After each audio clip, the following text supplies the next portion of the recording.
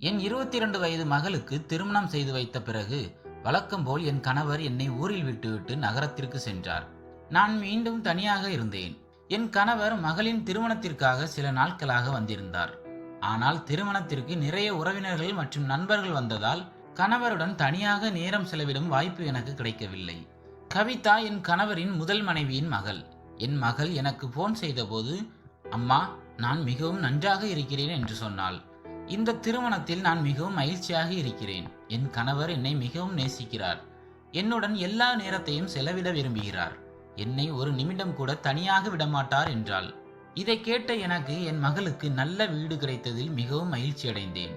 ஏனென்றால் அவளுக்கு திருமணம் செய்து வைக்க எங்கள் நிலத்தை அடகு வைத்து இப்போது கடன் எங்கள் தலைக்கு மேல் உள்ளது. இந்த கடனை படிப்படியாக நகரத்தில் சம்பாதித்து அடைக்கலாம் என்று என் கணவர் கூறினார்.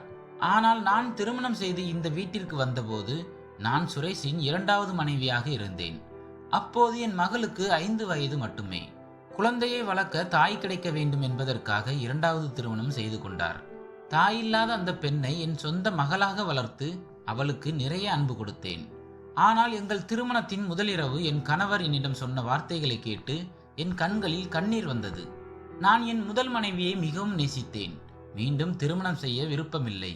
ஆனால் என் அம்மா என் மீது அழுத்தம் கொடுக்கிறார். அதனால் தான் திருமணத்திற்கு ஒப்புக்கொண்டேன் என்று சொன்னார். என் கணவரின் முதல் மனைவி இறந்த பிறகு என் கணவர் நகரத்தில் வசிக்க தொடங்கினார். அங்கேயே வேலை செய்தார். என் மாமியார் மற்றும் மாமனார் கிராமத்து நிலங்களை பார்த்து கொண்டனர். என் கணவருக்கு விடுமுறை கிடைக்கும் போதெல்லாம் என்னிடம் வருவார். ஆனால் அவர் போனதும் நான் இரவில் தனியாக கழிப்பேன். அவரது அன்புக்காக ஏங்குவேன். திருமணம் ஆகி 1 வருடம் முடிவதற்குள் நான் கர்ப்பமானேன். எனக்கு ஒரு ஆண் குழந்தை பிறந்தது.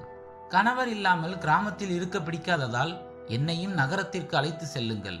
நான் உங்க கூட வாழ வேண்டும். இப்படி தனியாக இருப்பது எனக்கு பிடிக்கவில்லை என்றேன். என் கணவர் நகரத்தில் இத்தனை பேர் செலவுக்கு என்னால் ஆதரவாக இருக்க முடியாது. அதனால் நீ உன் குழந்தையை அழைத்து கொண்டு கிராமத்திலேயே இரு. கிராமத்திலேயே அவர்களுக்கு எழுத படிக்க கற்றுக்கொடு என்று சொன்னார். என் கணவர் மாதம் ஒரு முறை வருவார். ஆனால் சில நாட்களை தங்கிவிட்டு செல்வார். அதேபோல் என் இளமை படிப்படியாக தனிமையில் கரைந்து இப்போது எனக்கு 35 வயது ஆனது. என் கணவர் என்னை விட 7 வயது பெரியவர். திருமணமான சில நாட்களுக்கு பிறகு என் கணவர் எனக்கு போன் செய்து, பெரிய பிரச்சனை வந்துவிட்டது, என் வேலை போய்விட்டது, எனக்கு எங்கும் வேலை கிடைக்கவில்லை என்றார். நான் நீங்கள் மீண்டும் ஊருக்கு வந்து விவசாயம் செய்யுங்கள் என்று சொன்னேன். ஆனால் என் கணவர் நம்மீது நிறைய கடன் உள்ளது. நான் வேலை செய்யாவிட்டால் இந்த கடனை எப்படி அடைப்பது? தோட்டமும் நம் கையை விட்டு போய்விடும் என்றார். அப்போது நான் சொன்னேன், இப்போது கவிதாவிற்கு திருமணம் ஆகிவிட்டது. நானும் நகரத்திற்கு வந்து ஏதாவது வீட்டில் வேலை செய்கிறேன். சமைப்பது, பாத்திரம் கழுவுவது போன்ற எந்த வேலை கிடைத்தாலும் இந்த கடனில் இருந்து விடுபடலாம். சிறிது நேரம் யோசித்த பிறகு என் கணவர், சரி, உனக்கு வேலை செய்ய விருப்பம் இருந்தால் வா, ஏனென்றால் நம் நிலத்தை காப்பாற்ற வேண்டும் என்றார். என் மகனை என் மாமியாரிடம் விட்டுவிட்டு பணத்தின் தேவையை பார்த்து என் மாமியார் எனக்கு அனுமதி கொடுத்தார். பல வருடங்களுக்கு பிறகு என் மனதின் ஆசையெல்லாம் நிறைவேறும் என்று நினைத்தேன். பல வருடங்களாக கணவரின் அன்புக்காக ஏங்கிய நான் இப்போது அதை பெறப்போகிறேன். ஆனால் நான் நகரத்திற்கு செல்வதால் எனக்கு பெரிய ஆபத்து காத்து கொண்டிருந்தது எனக்கு தெரியவில்லை. என் பெயர் சுமதி. நான் மிகவும் அழகாக இருக்கிறேன். என் அழகான நிறம் போல என் அழகான கண்கள். நான் என் கணவரை அடைந்தபோது என் கணவருக்கு மிகவும் மகிழ்ச்சி. அவரும் இரவை தனியாக கழிக்கிறார் என்று எனக்கு தெரியும். நகரத்திற்கு வந்த சில நாட்களிலேயே 2 வீடுகளில் எனக்கு வேலை கிடைத்தது. இன்னும் கொஞ்சம் வேலை கிடைத்தால் நல்ல பணம் கிடைக்கும் என்று தோன்றியது. நகரத்துக்கு மக்கள் கிராமத்திலிருந்து வருவதால் நல்ல சம்பளம் கொடுப்பார்கள். ஒரு இரவு வேலைக்கு பிறகு நான் என் கணவருடன் பேசிக் கொண்டிருந்த போது வெளியே மழை பெய்ய தொடங்கியது. பலமாக மழை பெய்து கொண்டிருந்தது. வெளியே ஆட்கள் நிற்கும் அறிகுறி கூட தெரியவில்லை. இரவு 11 மணி அளவில் யாரோ வீட்டு கதவை தட்டினார்கள். இவ்வளவு இரவில் யார் வந்திருப்பார்கள் என்று என் கணவர் ஆச்சரியப்பட்டார். என் கணவர் எழுந்து கதவை திறக்க சென்றபோது 40 முதல் 45 வயதுள்ள வலுவான ஆண்கள் வாசலில் நின்றிருந்தார்கள். என் கணவர் அந்த நபர்களிடம் பேசத் தொடங்கியதும் நான் என் படுக்கை அறைக்கு வந்தேன். ஆனால் இந்த நபர்கள் யார்? அவர்கள் ஏன் நம் வீட்டிற்கு வந்தார்கள் என்று நான் யோசனையில் மூழ்கியிருந்தேன். சிறிது நேரம் கழித்து என் கணவர் அறைக்கு வந்து, 4 பேர் பயணிகள் மற்றும் மழையால் மோசமாக நனைந்துள்ளனர். அவர்கள் ஒரு இரவு நம் வீட்டில் தங்குவதற்காக கேட்கிறார்கள் என்றார். அதனால் எனக்கும் அவர்கள் மீது கருணை வந்து சரி என்று சொன்னேன். ஆனால் நம் இந்த சிறிய வீட்டில் ஒரே ஒரு விருந்தினர் அறை மட்டுமே உள்ளது. அதனால் நீங்கள் 4 பேரும் அங்கேதான் தூங்க வேண்டும் என்று சொன்னேன் என்றார். என்னால் இதை நம்ப முடியவில்லை. 4 அறிமுகம் இல்லாதவர்கள் இப்படி வீட்டில் இருக்க என் கணவர் எப்படி அனுமதிக்கிறார்? ஆனால் அவர் மிகவும் எளிமையானவர். மக்களை எளிதில் நம்புகிறார். ஒருவேளை இந்த மக்கள் மழையால் உண்மையிலேயே உதவியற்றவர்களாக இருக்கலாம். நம் வீட்டில் திருடக்கூடிய மதிப்புமிக்க பொருட்கள் கூட இல்லை என்று நினைத்தேன். இந்த நபர்கள் மிகவும் பசியாக இருக்கிறார்கள். தயவு செய்து கொஞ்சம் உணவு தயார் செய் என்று என் கணவர் சொன்னார். நான் சமையலறைக்கு சென்று சமைக்க ஆரம்பித்தேன். நான் அவர்களுக்கு உணவு கொடுக்க வெளியே வந்தபோது 4 பேரும் என் மீது கண் வைத்தார்கள். நான் ஒரு சிவப்பு சேலையில் இருந்தேன். எனக்கு மிகவும் வித்தியாசமாக இருந்தது. ஏனென்றால் எந்த ஆணும் என்னை இப்படி பார்த்ததில்லை. என் கணவர் என்னை என் மனைவி என்று அறிமுகப்படுத்தினார். ஆனால் அவர் தன் முதல் மனைவியை ஆழமாக நேசித்தார். அவள் அவரது குழந்தை பருவத்து காதல். அவர் சுனிதாவோடு வளர்ந்தார். இருவரும் காதலித்தார்கள். இந்த விஷயம் ஊர் முழுவதும் தெரியும். ஏனென்றால் அவர்கள் அடிக்கடி வயல்வெளிகளில் சுற்றித் திரிவார்கள். ஆனால் படிப்படியாக சுனிதா பருவமடைந்த போது அவள் தந்தை சுரேஷுடன் அவளை சந்திக்க விடவில்லை.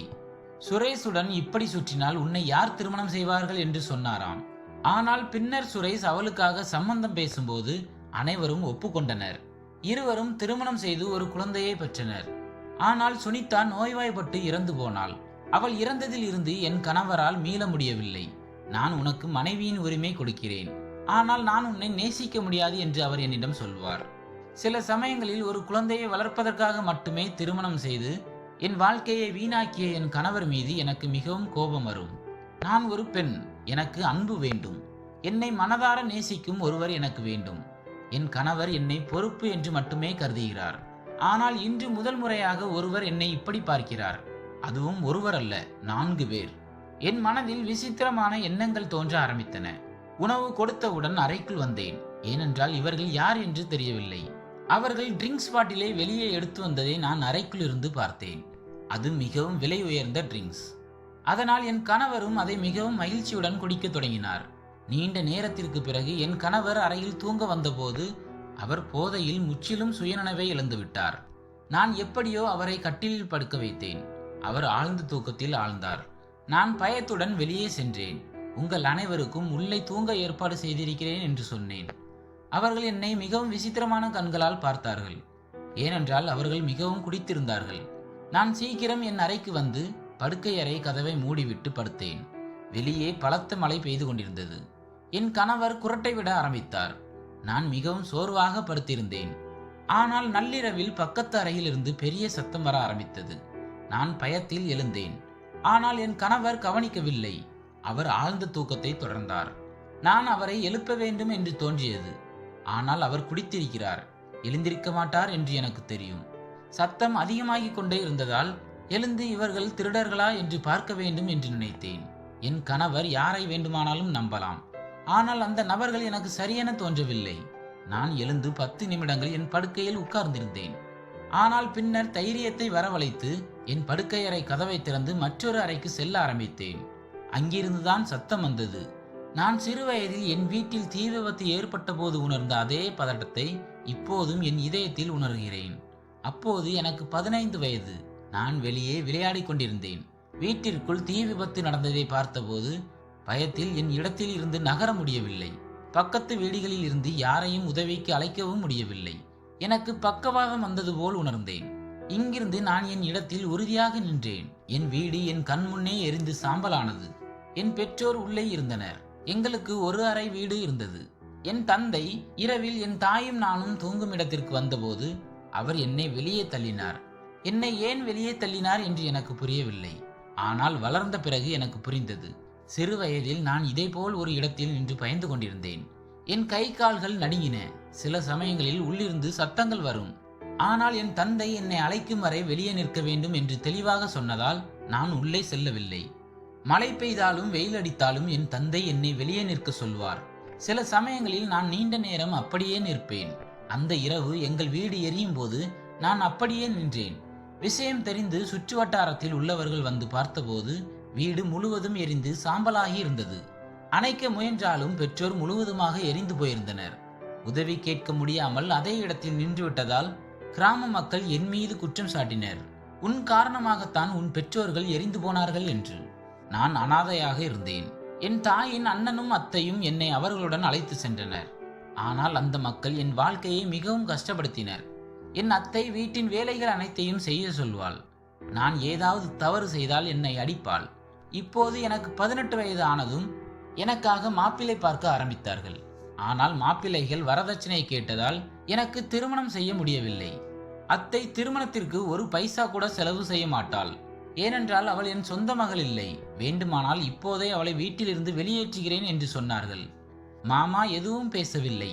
என்னை கட்டாயப்படுத்தி பொறுத்துக் கொள்கிறார் என்று தோன்றியது. எனக்கு 20 வயது ஆனதும் சுரேஷுடன் எனக்கு சம்பந்தம் பேசினார்கள். இது சுரேஷுக்கு 2வது திருமணம். தன் குழந்தையை பார்த்து கொள்ள ஒரு தாய் வேண்டும் என்று விரும்பினான்.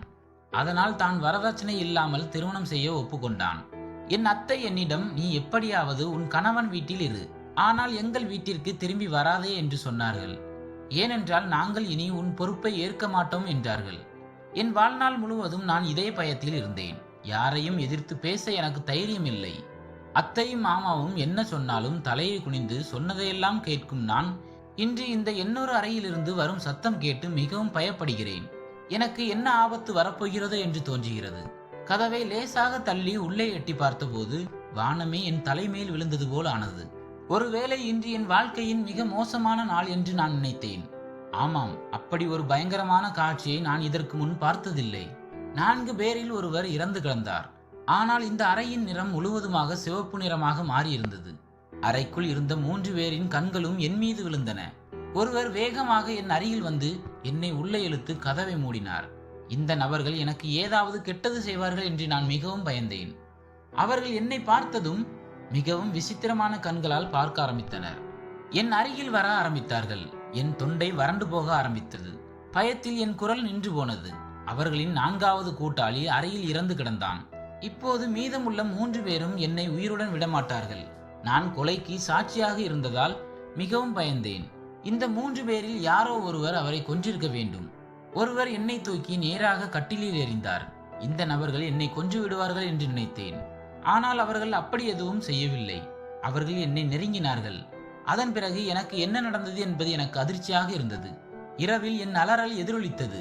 என் விருப்பத்திற்கு மாறாக இந்த கொலையாளிகள் என்னை பயன்படுத்தி கொண்டார்கள். அந்த நேரத்தில் என்னால் நகர முடியவில்லை. என் இதயமும் மனமும் கட்டுக்கடங்காமல் இருந்தது. சில நேரங்களில் அழுதேன். கண்களில் நீர் வழிந்தது. சில நேரங்களில் என்னை காப்பாற்றிக் கொள்ள ஏதாவது செய்ய வேண்டும் என்று நினைத்தேன். ஆனால் அந்த நேரத்தில் நான் மிகவும் உதவியற்றவளாக இருந்தேன். நான் அந்த நபர்களை மறுத்தால் அவர்கள் என்னை கொன்று விடுவார்கள். ஏனென்றால் அவர்கள் ஏற்கனவே ஒரு கொலை செய்திருக்கிறார்கள். இதற்கு பிறகு ஒருவர் எழுந்து அந்த உடலை போர்வையால் சுற்றி வீட்டிலிருந்து வெளியே சென்று தனது காரில் மறைத்து வைத்தார். பின்னர் 2 ஆண்கள் சேர்ந்து அறையை சுத்தம் செய்ய ஆரம்பித்தார்கள். 3வது நபர் என்னுடன் இருந்தான். என்னை கவனித்துக் கொள்ள ஆரம்பித்தான். ஏனென்றால் இந்த நபர்கள் செய்த குற்றத்தை அறிந்த ஒரே சாட்சி நான் தான். எல்லாம் சுத்தமாக முடிந்ததும் 3 பேரும் மீண்டும் என் அருகில் வந்தார்கள். நான் கத்தினால் ஒருவேளை என் கணவர் அறையிலிருந்து வந்து என்னை காப்பாற்றுவார் என்று நினைத்தேன். ஆனால் இந்த மக்கள் கொலை செய்து என்னையும் என் கணவரையும் கூட கொன்றுவிடலாம். ஒரு கொலைக்கான தண்டனை 3 கொலைக்கான தண்டனைக்கு சமமாக இருக்கும். ஆனால் அதன் பிறகு என்ன நடந்தது என்று எனக்கு தெரியவில்லை. ஆனால் பின்னர் என் கணவர் என்னை அழைக்க ஆரம்பித்ததும் நான் மிகவும் பதட்டமடைந்தேன். ஏனென்றால் நான் எப்போது தூங்கினேன் என்று எனக்கு தெரியவில்லை. என் கணவர் என்னை இந்த நிலையில் பார்த்தால் அவர் எனக்கு விவாகரத்து கொடுத்து விடுவார், அதுவும் அறிமுகம் இல்லாதவர்களின் அறையில். ஆனால் நான் கண்விழித்த போது நான் என் படுக்கையறையில் இருந்தேன். என் உடலில் இரவில் நான் அணிந்திருந்த அதே சிவப்பு சேலை இருந்தது. என்னை சுற்றிலும் லட்சக்கணக்கான ரூபாய் நோட்டுகள் சிதறி கிடந்தன. அப்போது அறிமுகம் இல்லாதவர்கள் சென்று விட்டார்கள். இப்போது 10 மணி ஆகிவிட்டது. என் கணவர், ரொம்ப நேரம் தூங்கிவிட்டாயா? இன்று வேலைக்கு போக வேண்டுமல்லவா என்றார். எனக்கு எதுவும் புரியவில்லை. பின்னர் என் கணவர் அந்த அறிமுகம் இல்லாதவர்கள் போகும்போது எங்களுக்கு 5 லட்சம் ரூபாய் கொடுத்தார்கள் என்று சொன்னார். இதை கேட்டதும் எனக்கு நம்ப முடியவில்லை. என் கணவர், நான் பணத்தை வாங்கவில்லை, ஆனால் நாம் அந்த நபர்களுக்கு உதவி செய்தோம். அதற்கு பதிலாக அவர்கள் நமக்கு உதவி செய்ய விரும்பினார்கள் என்று சொன்னார். ஆனால் அடுத்த நொடியில் என் கணவர் இன்னொரு அறைக்கு சென்று என்னை அழைக்க ஆரம்பித்தார்.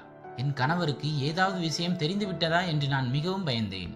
நான் அவர் அருகில் வந்தபோது அவர், இப்போது நீ எந்த வேலையும் செய்ய வேண்டியதில்லை என்றார். என் இதய துடிப்பு மிகவும் வேகமாகியது. நான் இந்த அறையை ஹோம் ஸ்டே ஆக்க நினைக்கிறேன் என்றார். நான் இந்த அறையின் படத்தை எடுத்து இணையத்தில் பதிவிடுகிறேன்.